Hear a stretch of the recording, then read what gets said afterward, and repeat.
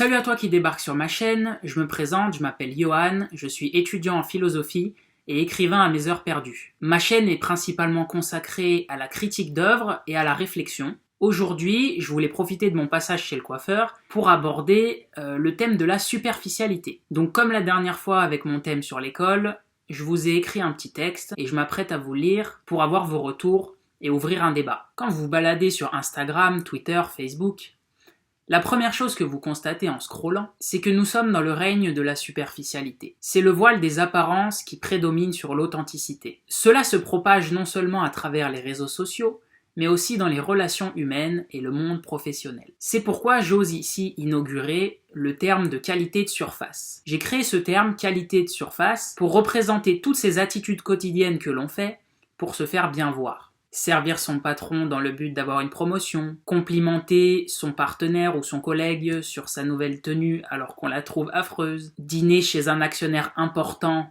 pour obtenir des contacts. Toutes ces actions qui ne sont pas effectuées de manière désintéressée finalement. Tous ces aspects raffinés de l'être humain pourraient passer pour de la générosité ou de la politesse s'ils n'étaient pas un reflet de notre manque de discernement à faire ce qui est juste. On ne voit pas ces qualités de surface pour ce qu'elles sont réellement lorsqu'on les observe avec innocence. Mais lorsque l'on creuse en profondeur, on se rend compte que ces qualités sont des qualités intéressées, affreusement répugnantes. Pour en avoir un aperçu, je vous conseille l'excellent livre de Thomas Danzbourg, « Cessez d'être gentil, soyez vrai ». Il nous décrit ces qualités de surface, que j'appelle comme telles, qui sont toutes ces actions que nous faisons, non pas pour nous, mais pour être bien considérées par autrui. Tant que l'on a pour objectif de plaire, on se ment à soi-même et au monde, alors que l'on pourrait ôter ce masque illusoire. On pourrait s'interroger et se demander pourquoi préférer incarner un personnage plutôt que l'être que nous sommes véritablement. La réponse tient en peu de mots, pour éviter le jugement.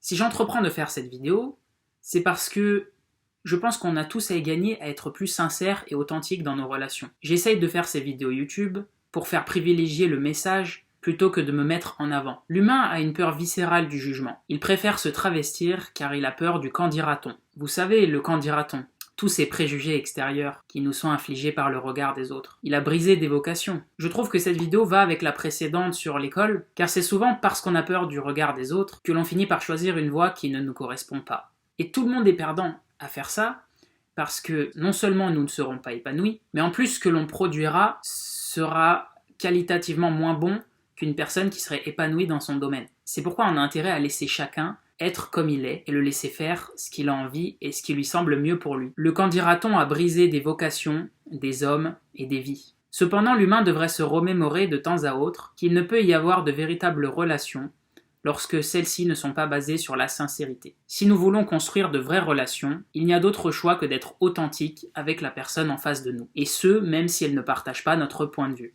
Cela ne signifie pas qu'elle ne nous aime pas. Cela signifie simplement que nos formes pensées sont différentes ou en désaccord. Et comme nous ne sommes pas identifiés à nos pensées, je ferai une vidéo là-dessus, alors ça a peu d'importance finalement que quelqu'un ne soit pas d'accord avec nous. Ce qui doit toujours primer, c'est le triomphe de ce que l'on sait comme étant la vérité, comme ce qui s'en rapproche le plus tout du moins. Puisque vous n'êtes pas vos pensées, alors votre être intérieur n'est pas directement affecté par ce conflit. Celui qui est affecté, c'est l'image que vous avez de vous-même.